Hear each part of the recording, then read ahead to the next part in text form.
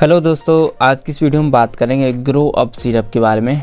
इस सिरप के बारे में आज मैं आपको कंप्लीट जानकारी दूंगा, जैसे इसका कंपोजिशन क्या है, किस कंपनी द्वारा इसको बनाया जाता है, कितना इसका प्राइस है, क्या क्या इस सिरप के यूज़ होते हैं, यानी इस सिरप का इस्तेमाल कौन कौन सी समस्याओं को दूर करने के लिए किया जाता है, ये कैसे काम करती है, कितनी खुराक पेशेंट को दी जाती है, क्या क्या इस सिरप के साइड इफ़ेक्ट हो सकते हैं और आपको क्या क्या सावधानी ध्यान में रखनी है। तो इन सब बातों के बारे में आज की इस वीडियो में डिटेल में डिस्कस करेंगे, तो वीडियो को एंड तक देखें। सबसे पहले हम बात करेंगे इस सिरप के कंपोजिशन के बारे में। तो इसमें साइप्रोहेप्टाडीन हाइड्रोक्लोराइड 2 मिलीग्राम पर 5 ml की स्ट्रेंथ में प्रेजेंट है। कंपनी के बारे में बात की जाए तो पार्थ हर्ब कंपनी का ये प्रोडक्ट है और प्राइस के बारे में बात की जाए तो 130 रुपये पर 200 ml सिरप का प्राइस है। अब हम बात करेंगे ग्रो अप सिरप के यूजेस के बारे में, कौन कौन सी समस्याओं को दूर करने के लिए इस सिरप का इस्तेमाल किया जाता है।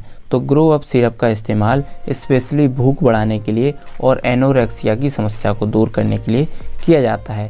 जब किसी व्यक्ति को भूख नहीं लगती है या खाने का मन नहीं करता है, तो ऐसे व्यक्तियों को आपके डॉक्टर्स द्वारा ये सिरप प्रिस्क्राइब की जा सकती है। इसके साथ साथ और भी कई प्रकार की समस्याओं को ये सिरप दूर करती है, जैसे ये एलर्जिक कंडीशंस को दूर करती है, किसी को पित्ती की समस्या है तो उसको दूर करती है, स्किन में चकत्ते निकल आते हैं तो उसको दूर करती है, या खुजली होने लगती है तो ऐसी समस्या को दूर करने के लिए आपके डॉक्टर्स इसको प्रिस्क्राइब कर सकते हैं।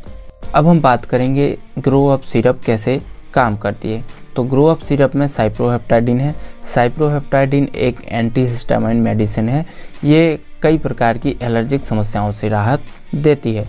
यह हाइपोथैलेमस के भूख केंद्र में जाकर सेरोटोनिन नामक एक केमिकल पदार्थ होता है, उसको रोकती है, उसके प्रोडक्शन को अवरुद्ध करती है, जिस कारण से भूख में उत्तेजना आ जाती है। तो इस तरीके से ये काम करती है। अब हम बात करेंगे इस सिरप के खुराक के बारे में। ग्रो अप सिरप की कितनी खुराक पेशेंट को दी जा सकती है।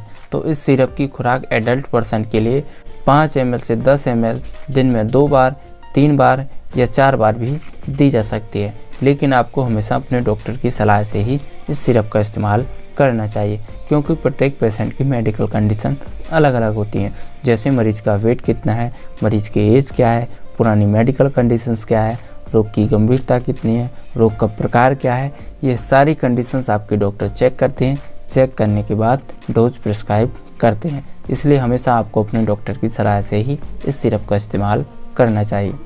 बच्चों के लिए हमेशा डॉक्टर की सलाह से ही इस सिरप का इस्तेमाल कराना चाहिए।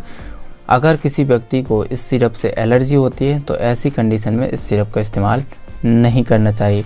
ओवरडोज लेने से बचना चाहिए। यदि आप ओवरडोज लेते हैं तो आपको इससे कई तरह के साइड इफ़ेक्ट हो सकते हैं, तो इसका भी आपको विशेष ध्यान रखना है। यदि आपकी खुराक कोई छूट जाती है तो उसे जल्दी से जल्दी लेने की कोशिश करनी चाहिए, और यदि आपकी दूसरी खुराक नज़दीक है तो पहली खुराक को नहीं लेना चाहिए।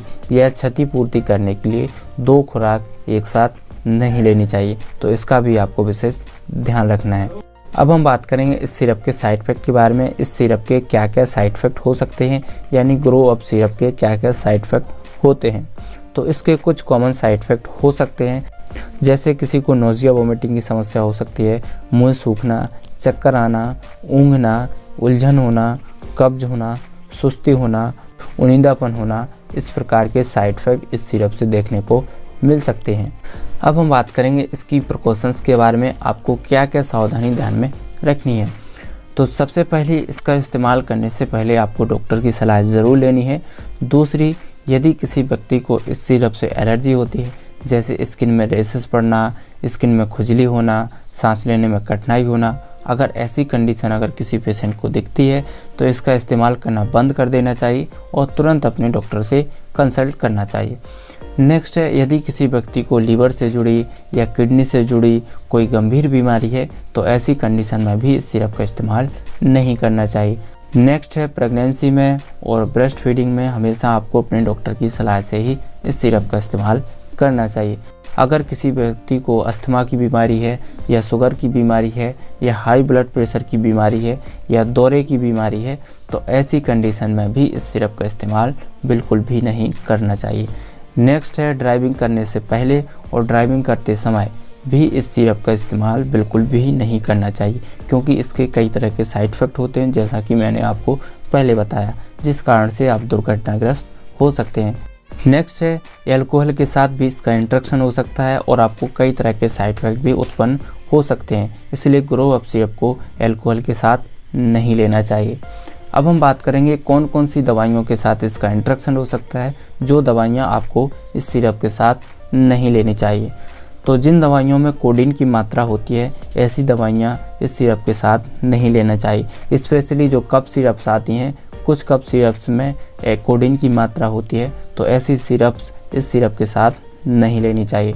नेक्स्ट है जो नींद लाने वाली दवाइयाँ होती हैं, जैसे अल्प्राजोलाम, क्लोनाज़ेपाम, डायज़ेपाम, ऐसी दवाइयाँ भी इस सिरप के साथ नहीं लेनी चाहिए, क्योंकि इससे भी आपको कई तरह के साइड इफ़ेक्ट हो सकते हैं। ये आपस में इंटरेक्शन कर सकती हैं और आपको कई तरह के साइड इफ़ेक्ट उत्पन्न कर सकती हैं, इसलिए इसका भी आपको विशेष ध्यान रखना है।